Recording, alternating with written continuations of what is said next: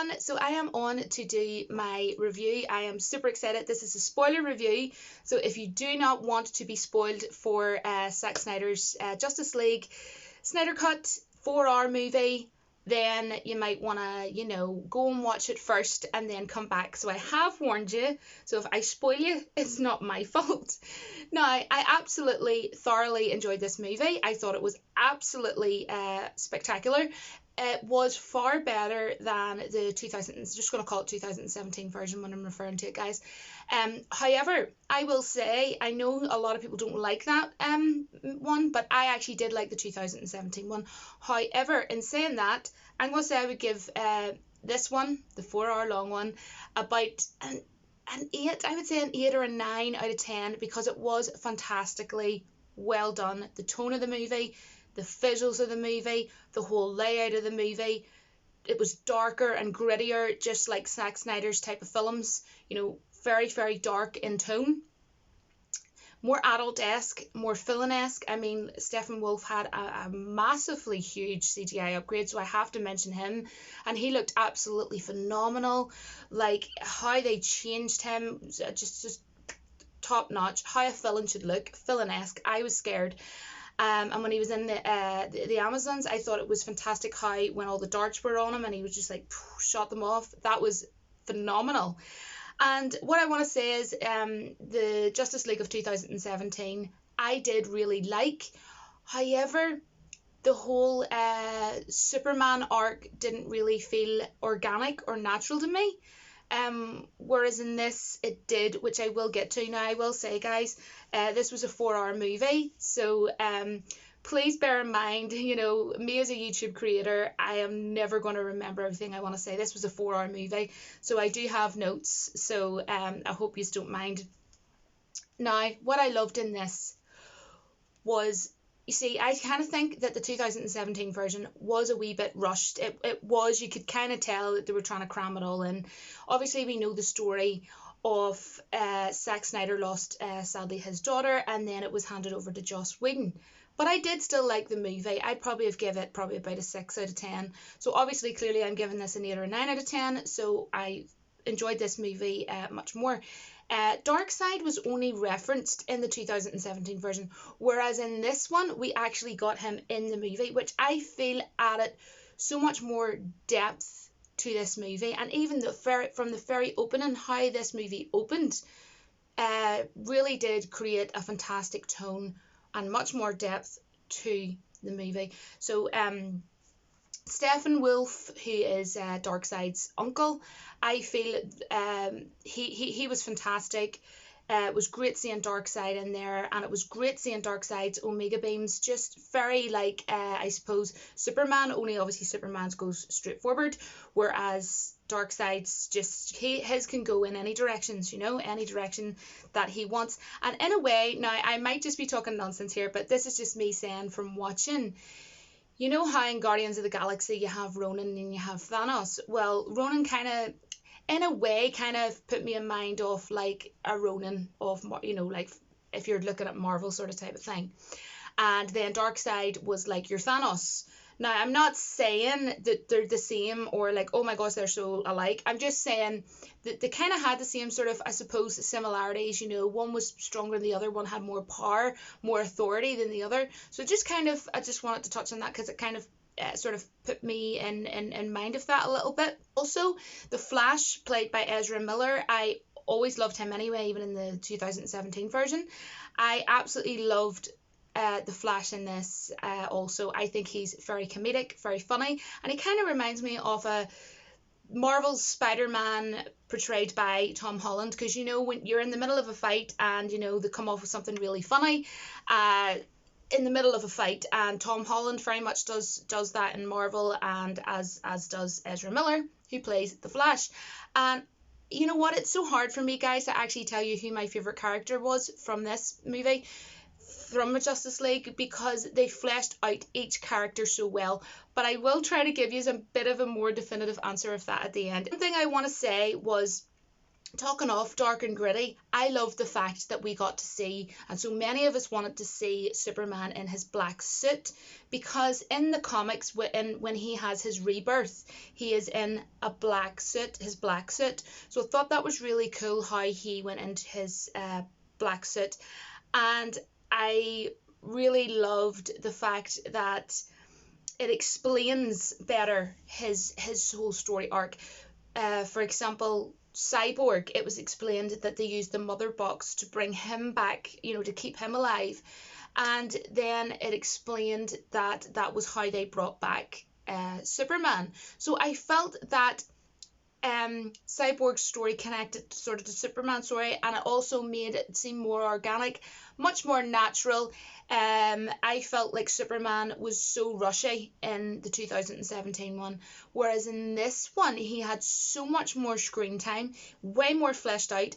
I thought his story arc seemed more natural, and I preferred actually that Lois, instead of her in the other one, she just got out of the taxi or the car or what have you, and she went over to him.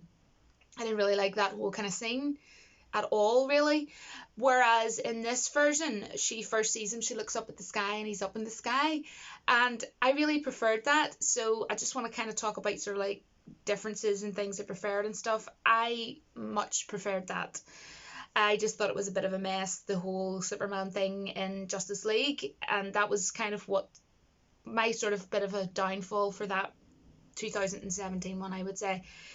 But also as well, to try to explain how they fleshed out characters more as well, I really loved how in Aquaman we had Falco in there played by William Dafoe, and I thought that was cool because we know in Aquaman, if you've seen James Wan's DC biggest blockbuster movie Aquaman, you will know that he is his mentor, and that really is cool to then lead into Aquaman. And also at the end he said it was either I'm away to see my father or I'm off to visit my father or something along them lines, which was really cool. So that now gives me an even nicer connection towards the Aquaman movie, if that makes sense.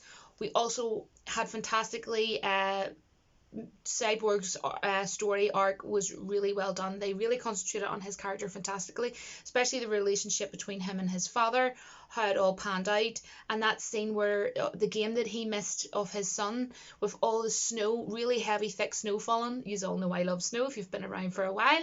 I really love snow. That was beautiful. They really, really did flesh out his character, whereas in the 2017 version, it was kind of like, okay, I'm your father, you're Cyborg, I did this, you're this, okay, right, off you go, and, go and help with Justice, he went off and helped, in Justice League. It just seemed very, not natural and very rushed. Also, I thought it was very sad in this movie, very moving, but so sad. Like the relationship between them two, and his father, Cyborg's father, sacrificed himself.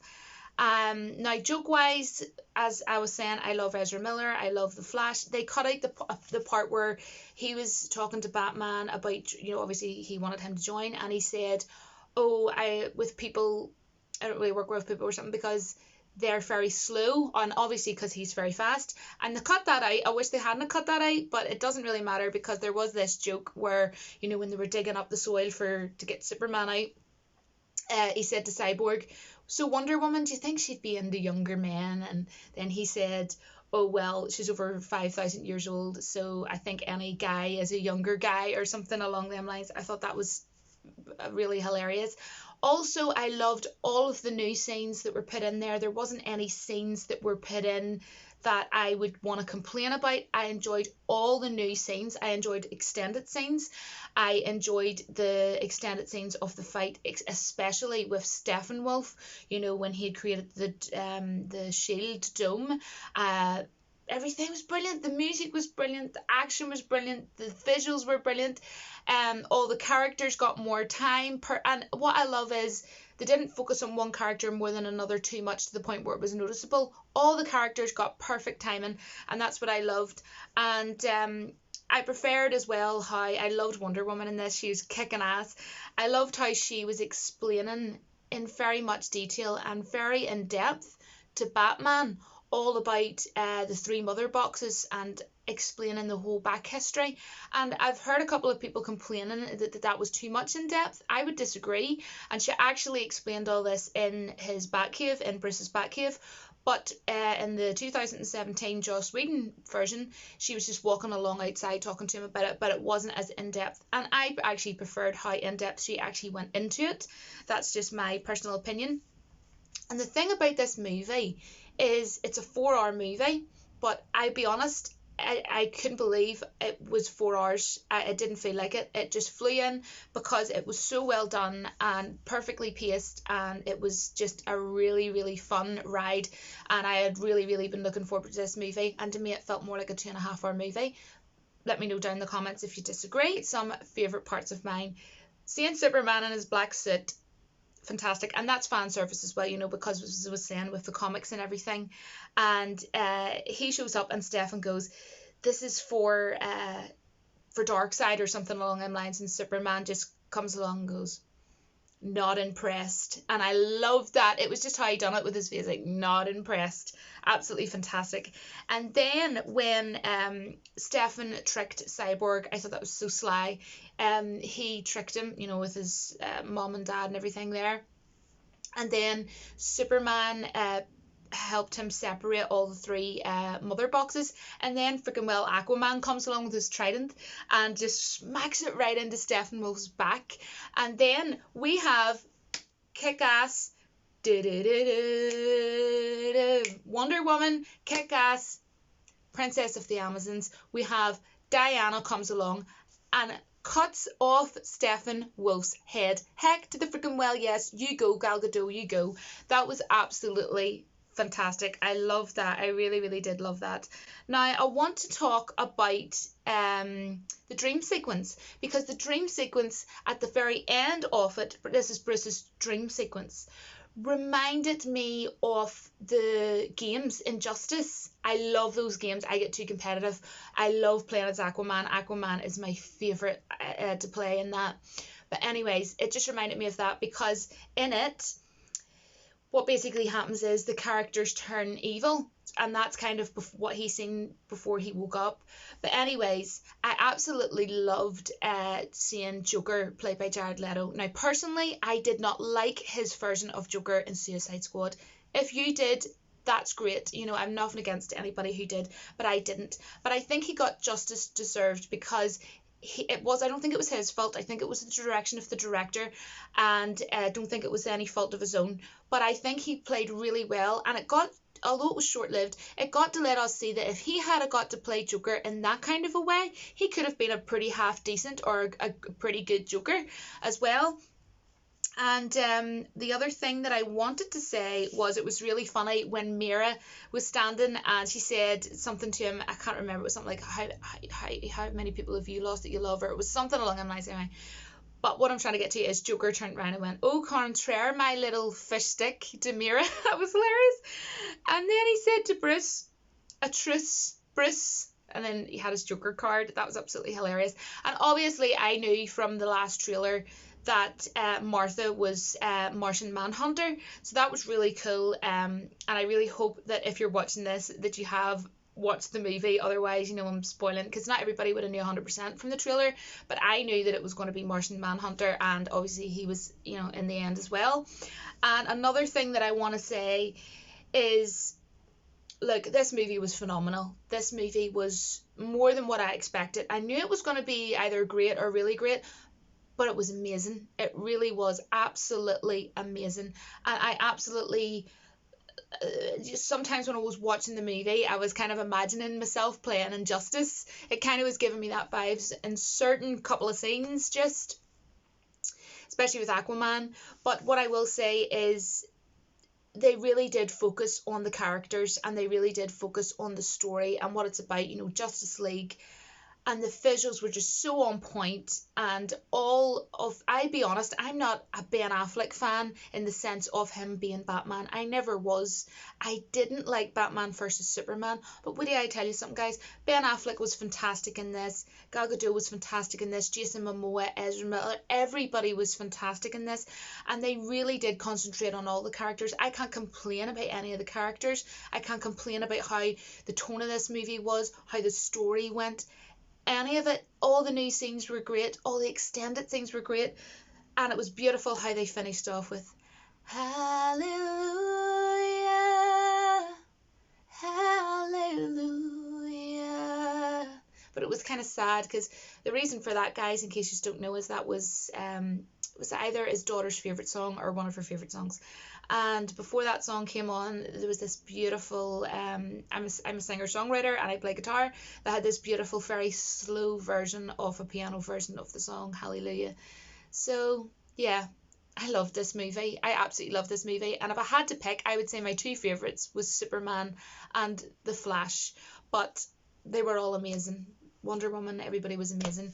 So I really hope that you enjoyed my review. This is my downright honest opinion. Thanks very much for watching, and please let me know who your favourite was in this and what your favourite part was. Thank you so much for watching, and I will see you all in my next video. Bye, guys.